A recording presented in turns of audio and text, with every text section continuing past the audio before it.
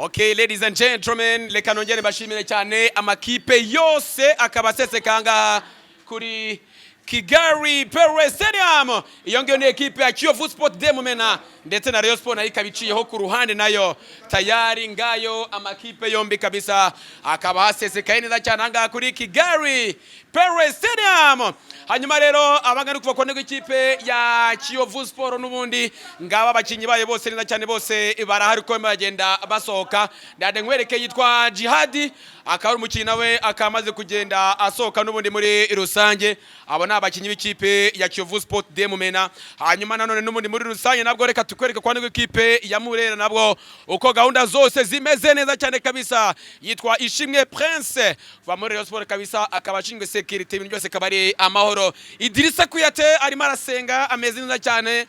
bati kila kitu chochote ati umunsi baraza kuba bagitangamo neza cyane kabisa ngaba rero bose ngiye kuba mbakwereka neza cyane kabisa bari ngigende ubereka neza cyane kabisa ibintu byose uko bimeze n'ubundi muri rusange neza cyane kabisa ngayo nguko rero ko gahunda zose n'ubundi zimeze muri rusange aba n'abakinyi b'ikipe ya Rayon Sport bagenda basenga bagiye kuba bacangaha muri rusange n'ubundi neza cyane uko gahunda zose zimeze neza cyane aho ngaho ndi kwanega ekipe ya Murera mbibutse yuko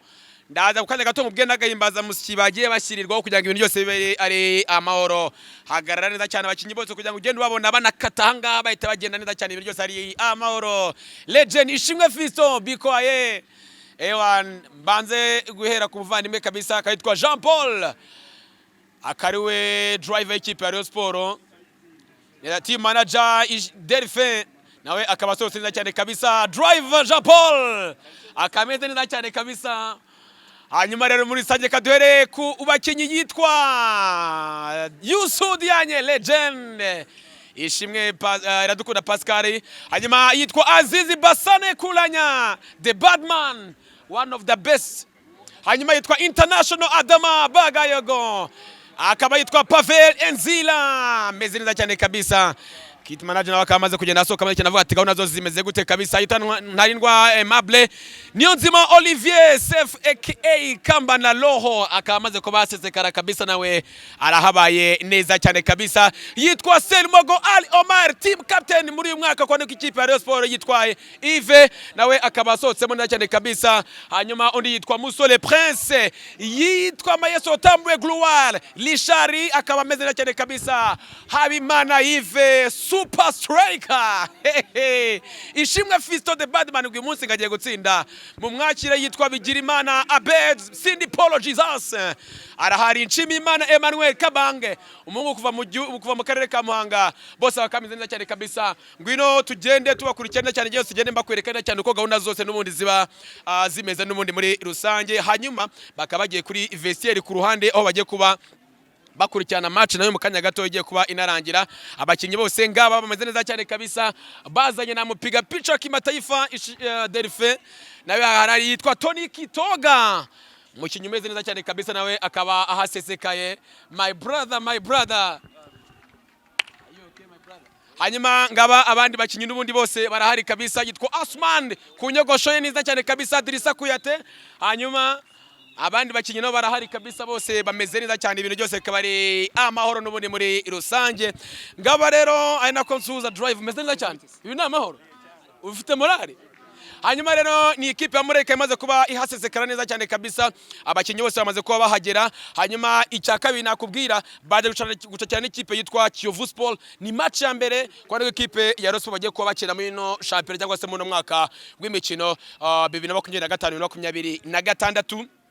Barero n'ubundi muri rusange ikindi kintu nakubwira nuko kwa ikipe ya Murera baterekeho prime y'ibihumbi 130 gutsinda. Match y'uno munsi Rayon Sport bayihaye prime y'ibihumbi 130 muri uno mwaka mu kuba yatsinda uyu mukino. Biraza ko bigenda gute rero kuri uno munsi ngo umutoza wungirije w'ikipe ya Murera akaba ari Lotfi nawe arahari neza cyane tugende nkwereka n'ubundi n'abatoza w'ikipe ya Rayon Sport nabo aho bari n'ubundi muri aka kanya neza cyane bose bamaze kuba bahasesekana n'ubundi muri rusange nako ngena nsuza abavandimwe banjye bose ngena mbatera yambo hanyuma ngwino hano unabereka n'umuntu kwa ikipe ya Rayon Sport yitwa kocha Famia Lotifi umutoza w'ikipe ya Murera akayemaragana n'umutoza w'umwungiriza we nawe akaba yitwa Lotifi nawe akaba hari neza cyane n'umundi muri rusange ahanga bose bakaba bagize kugira ngo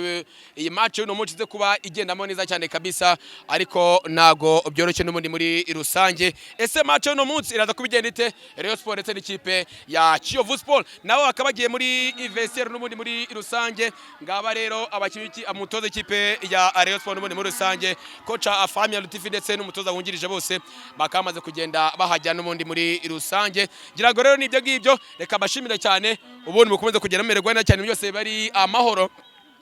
soza reka nkubwire yuko match no munsi yose bizakuba byoroshye tuba turi kumwe na B1 Gin iba iduherekeje neza cyane kabisa ibintu byose ari amahoro yikonsome ibintu byose bize kuba ari amahoro cyane turashimire gose kuva muri Rwanda Premier League wamwe neza cyane bati umupira arimo aragenda unononsera bamaze kugenda bawuhabwa kabisa ngibyo hanyuma rero ubwo ngenda za kuba ngaruka nyuma ngiyo equipe yitwa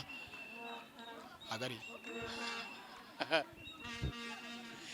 babikomeye cyane mw'abantu mwe nuko rero gahunda zose zimeze reka bashimire cyane ngenda za kuba ngaruka nyuma director Mevin Pro arahatubere kuri kamera urumva Cedric ngiye ubungize imyaka 30 naravutse mwumva ubaravuga ngo afite 31 rero no munsi ndayikubita ibitego bitatu nirukanka hano icyo cyizero gishingira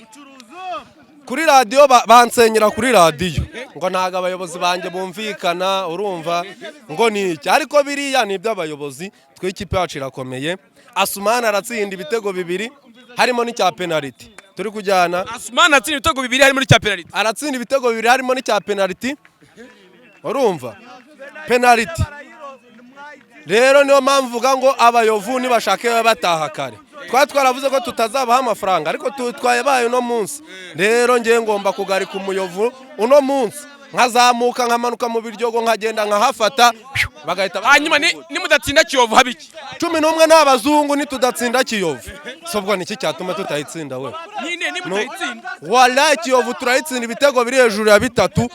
nta cyaba kuko twe nibitaba ntago byabura kutaba turayitsinda hanyuma se igikombe cyo mwaka muzagitwarara harimo amakipe akomeye harimo AP dore rekate kumbona utemba itoto ibanganire ngo nanjye mbwira biwanye nibisanzwe nuko umuntu aba yaramenye ibanga ryo kurya neza hakiri kare ubuse mama ko nge ntabona amafaranga yo kugura izo nyama za buri munsi yewe niba ugitekereza ko ukeneye inyama za buri munsi uribeshya rwose ubibanga namenye ni umuceri n'imbere ya mbere muri Tanzania wa Bemama na Baba Rice naba natekesheje amavuta ya Mount Mero Soyiko bikaba karusho kandi buriya agafayini kazania nako ni ingenzi wanjye uwo muceri utumye utemba itoto gutyo cyane rwose ariko naho urashoboye ubusujya muri Tanzania kugura umuceri ashwida Aloy Supply Company barahari ku gacu twese ubwo nabasanga he bakorera mu isoko rya Nyarugenge munsi ya Ragarete cyangwa se ku mashami yaba ari ku isoko rishya rya Nyarugenge mu muryango wa B5 akarongo 14 wabahamagara kuri nimero 0782 38